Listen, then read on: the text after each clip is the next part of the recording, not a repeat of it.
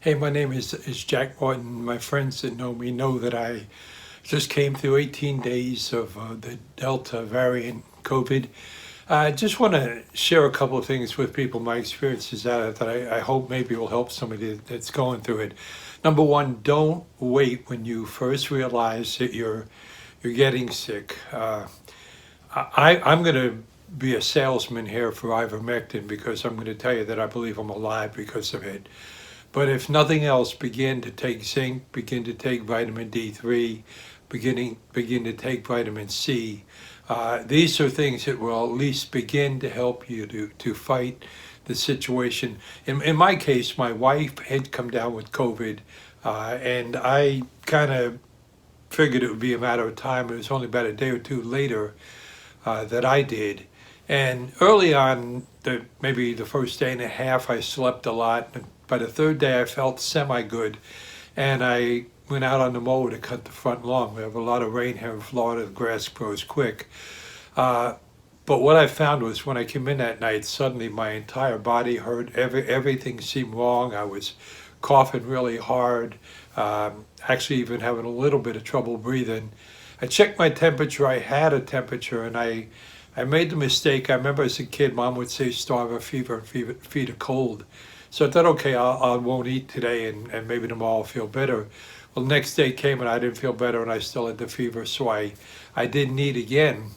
What happened was over the course of the next 8 days, because I went almost 10 days without eating food, my stomach had gotten so nauseous that I couldn't eat, and I really couldn't even drink water too easily. I was getting water stuck in my throat. That makes absolutely no sense.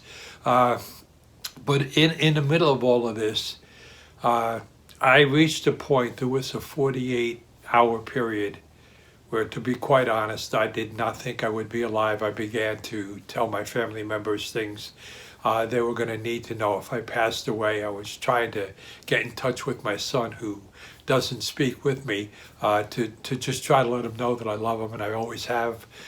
But in that period of time, I was on my back in bed, and I couldn't even move. I mean, I basically felt like I was paralyzed.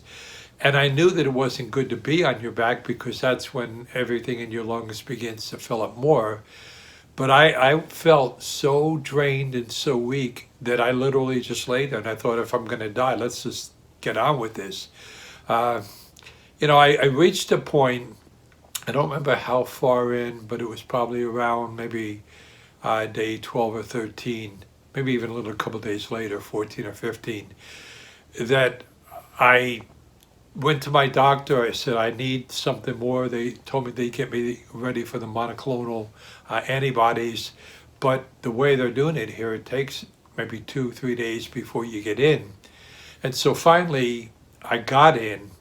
They gave me that, but nothing seemed to be changing. I was dehydrated. I was nauseous.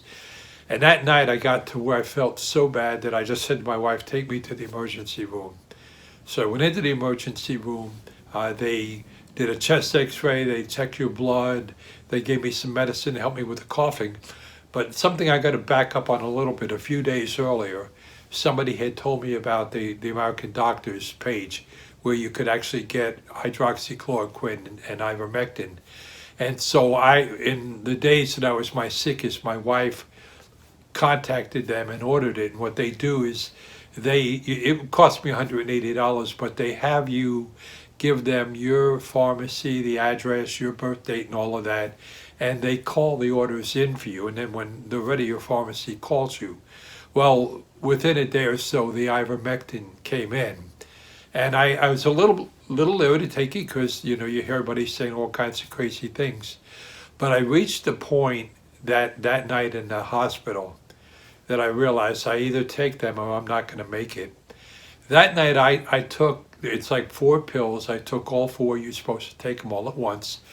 And in doing so, I immediately, within a couple hours, began to feel a difference and a change. Where I was waking up all night long before and having to take medicines to just be able to breathe right and stuff, I found that suddenly I was feeling strength and vibrance. And so by the next morning, I was feeling a little bit better. By that was around day 16 or 17. By then, everything began to lift. Now you can hear my voice. I'm having trouble with my voice. I'm also having a lot of trouble with lightheadedness. But if you do the research, those are common things. Other people lose their taste buds. Thank God I didn't lose my taste for food. But I would say this, number one, the government should be ashamed of themselves. I believe without any question there are people who have died who did not need to die if they only had been allowed to get ivermectin or hydroxychloroquine. I hear now that the one doctor in Tampa that Publix are maybe starting to prescribe it when the doctors put it in.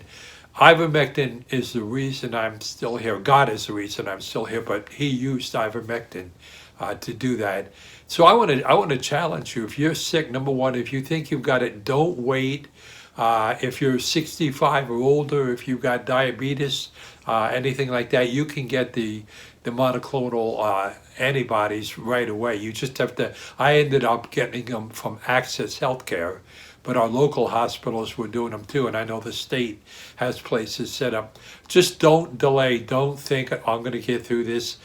Zinc, vitamin D3, vitamin C. There are some other things on that doctor's website, the page for the American doctors. They actually have a series of pills and they explain how many to take when, even as a preventative before you get there. But the one thing I want to say that you're not hearing about at all is in Israel, they did research on it. Those who go through this naturally, who don't get vaccines and all of that, have a 13 times higher immunity rate following it and lasting much longer. And I'm going to be honest, you need to do research on the vaccines. There's so many things that the spike proteins do. They go to your heart, they go to your blood vessels, they go to your brain. There's a lot of things. I believe there's going to be a lot of vaccine remorse following this when people see some of the things that happen. Every day you can go to Matt Staver from Liberty Council's page and you can get information on the number of people who have either died or developed very bizarre problems out of it. One woman had the shot and a few days later or she lost her baby. So I'm just telling you, be wise, get help right away. Try to find things like ivermectin and hydroxychloroquine. Get the infusion if you can, but just don't sit back and let it take place, friends. There's no reason people need to die from this. I thank you again. My name is Jack Martin, and most of my friends know me anyhow, but I wanted to get this out to help anybody that it could. Thank you, God bless you, and have a good day.